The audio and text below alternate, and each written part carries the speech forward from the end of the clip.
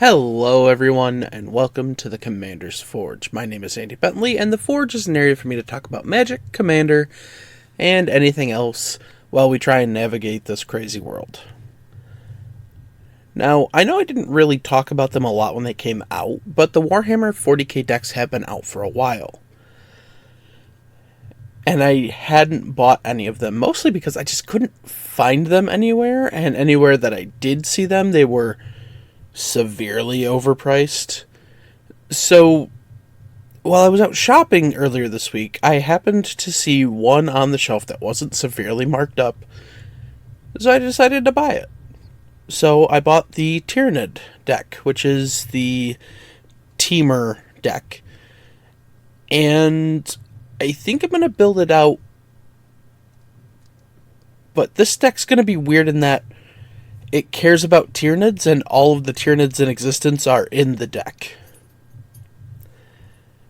So, unless I decide to shift it to more of a clone strategy, but I don't necessarily want to do that, I will be building it as the Swarmlord, which is the face commander. It is a 5/5 Tyranid for 3, a green, a blue, and a red. It has Rapid Regeneration, which is an ability that says the Swarmlord enters the battlefield with 2+1/+1 counters on it for each time you've cast it from the command zone this game. And Xenos Cunning, which is whenever a creature you control with a counter on it dies, you draw a card.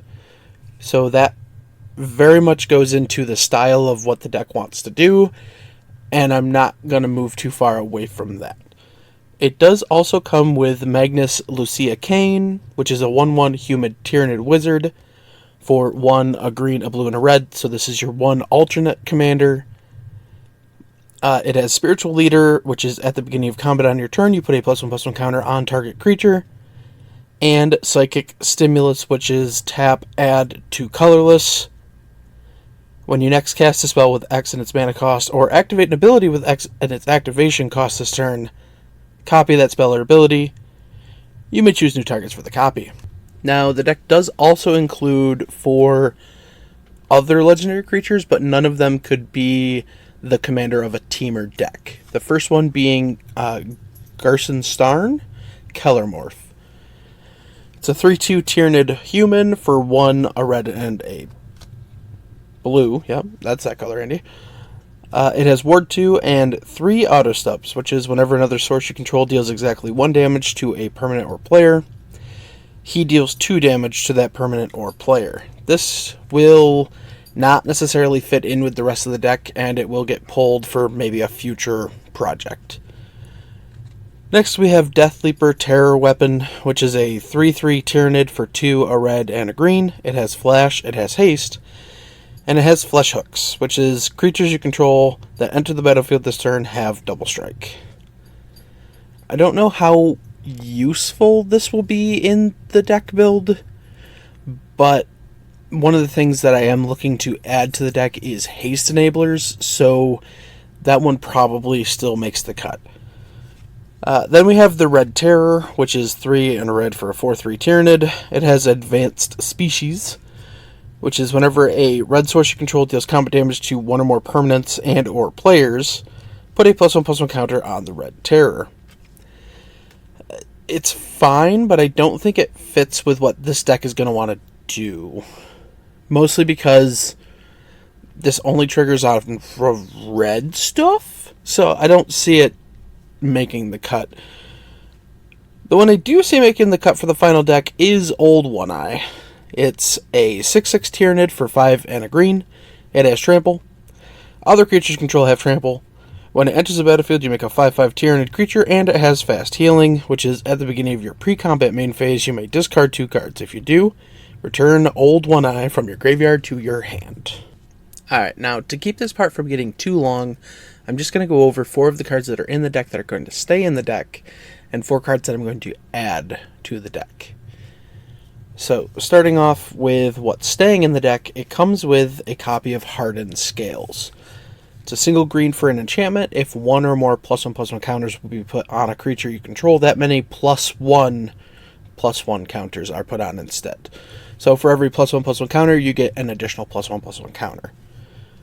Tyrannid Prime is a 0/4 Tyrannid for 1, a green and a blue, but it has Evolve, and it also gives other creatures you control Evolve. Death's Presence, 5 and a green for an enchantment. Whenever a creature you control dies, put X +1/+1 counters on target creature you control, where X is the power of the creature that died. And Bred for the Hunt, 1, a green and a blue for an enchantment. Whenever a creature you control with a +1/+1 counter on it deals combat damage to a player, you may draw a card. There is a lot in this deck that's going to have to stay in this deck, mostly just because it all kind of plays into what the Swarm Lord wants to do. But as far as for what I'm adding, the first thing I have here is a Zendikar Resurgent. 5 green for an enchantment. Whenever you tap a land for mana, add 1 mana of any color that land produced. And whenever you cast a creature spell, draw a card. Fires of Yavimaya is 1, a red and green for an enchantment. Creatures you control have haste, and you can sacrifice it to give target creature +2/+2 to end a turn. Gruul War Chant is 2, a red and a green for an enchantment. Attacking creatures you control get +1/+0 and have menace. And Karuga the Macro Sage, which will be the only non-Tyrannid in the deck.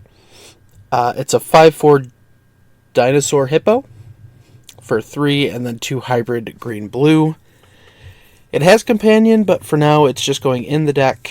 Its Companion causes that your starting deck contains only cards with converted mana cost 3 or greater, and lands.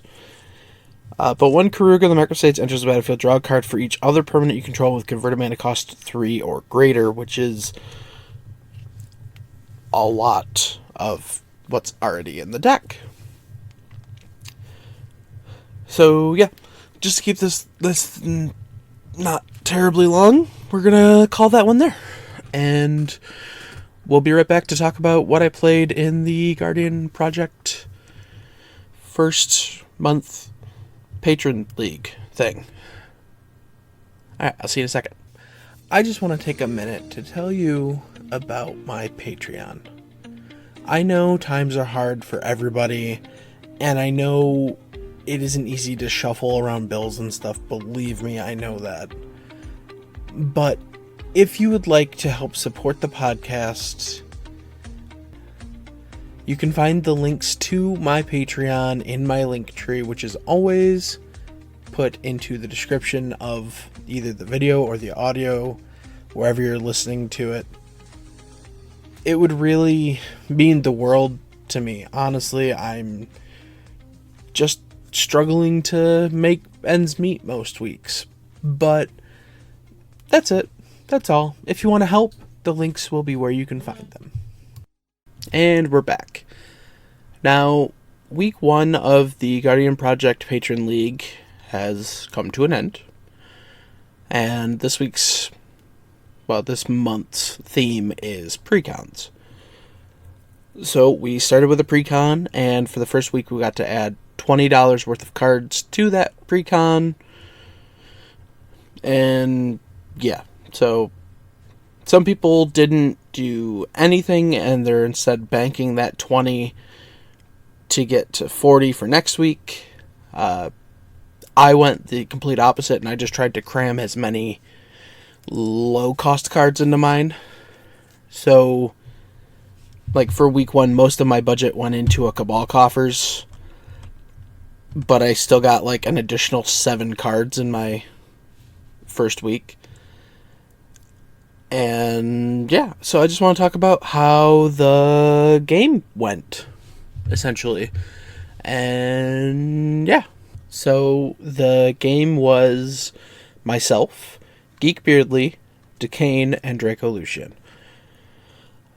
Geek Beardly was playing Magnus Lucia Kane with the precon that I just discussed a minute ago.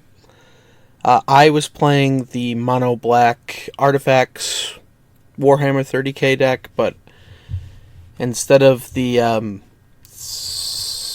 Sarzak, the Silent King, I'm playing Anraker the Traveler. Decane is playing the Gerard Carthelian deck from Dominaria United.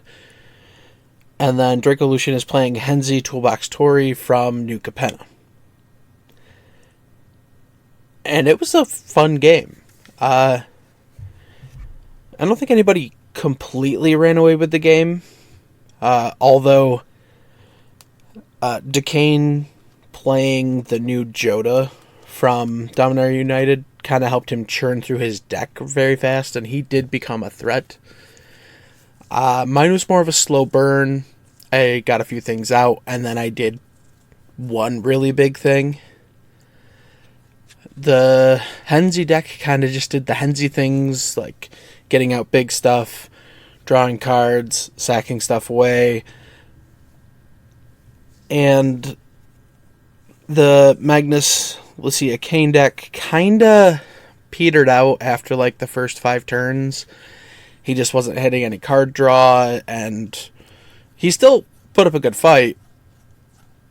But Henzi went kind of off towards the end of the game, getting Blasphemous Act to clear the board, and then setting up a just insane value train with what he was doing. So I did end up getting knocked out first, but that's because I did big crazy stuff, and if I got to untap, I could have killed 2 people. So it was the smart move. But yeah, I had a lot of fun with it. I do have my second week $20 editions in, and I ended up adding like 33 cards with it.